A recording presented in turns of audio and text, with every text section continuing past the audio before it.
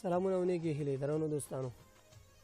خوښه او خوشحاله یم چې زه پټان افغان مو په پښتو کمپیوټر زده کړو خپرونه کې هرکلی کوم هیله لرم چې روغ جوړ او خوشحاله به اوسئ او دغه خپرونه به له موږ سره تر پایه وګورئ درنو ملګرو که چېرته مو زموږ تېرو ویډیوګانې لیدلې وي په هغه کې موږ په دې باندې کار وکړو چې څنګه کولی شو خپل فلش ته د بیټ لاکر په مرسته یو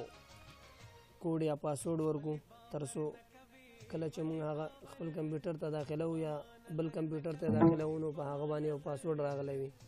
لکه داسې ګورئ هغه باندې قلف دی زه باید کله چې کمپیوټر ته خپل فلش ورکوم هغې ته پاسورډ ورکړم نو وروسته له پاسورډ د ورکولو نه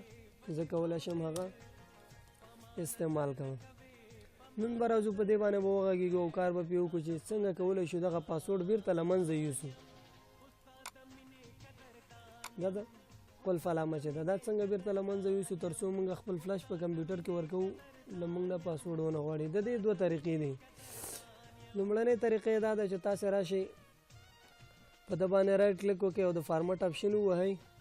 او خپل فلش فارمټ کړئ خو په دې سره به تاسې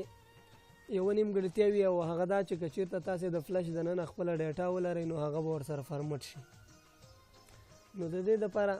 تاسې اړ یاستئ چې یا لومړی له هغه نه خپله ټوله ډیټا کاپي کړئ له هغه وروسته یې فارمټ کړئ او یا دا چې خپله ډیټا د فارمټ کېدو نه تېر شئ ورته او ډیټا خپله هم له دې سره یو ځای فارمټ کړئ دوهمه طریقه داسې ده چې د هغې له جملې نه تاسې کولی شئ خپله ډیټا هم محفوظه وساتئ او د ده نه دا بیټ لاکر نه دا پاسورډ هم لرې کړئ نو د هغې دپاره بس تاسې راشئ سټارټ مینو ته او دلته به بیټ لاکر ولیکئ د باندې به کلیک وکئ او را به شي هر ډایف چې تاسې غواړئ تاسې ګورئ په دې باندې لا بیټ لاکر نه دی اپلای شوی نو که چېرته تاسې په ده باندې پاسورډ ورکول غواړئ نو ټرن آن بیا کوئ او دلته ورکړل شوی ګورئ آن دی نو که چېرته تاسې غواړئ دا بند کړئ را به شي درته ټرن آف بیټ لاکر ده باندې به کلیک وکئ او ډیکریپټ رایپ به ووایئ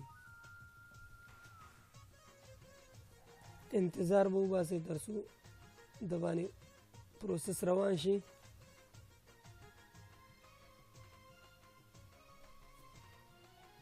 دغه پروسس بیرته همغوره او وخت نیسي څومره چې مخکې نیوه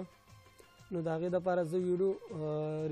پیوز کوم او له هغه وروسته چې کله تکمیلېدو کې شو بیرته ریزوم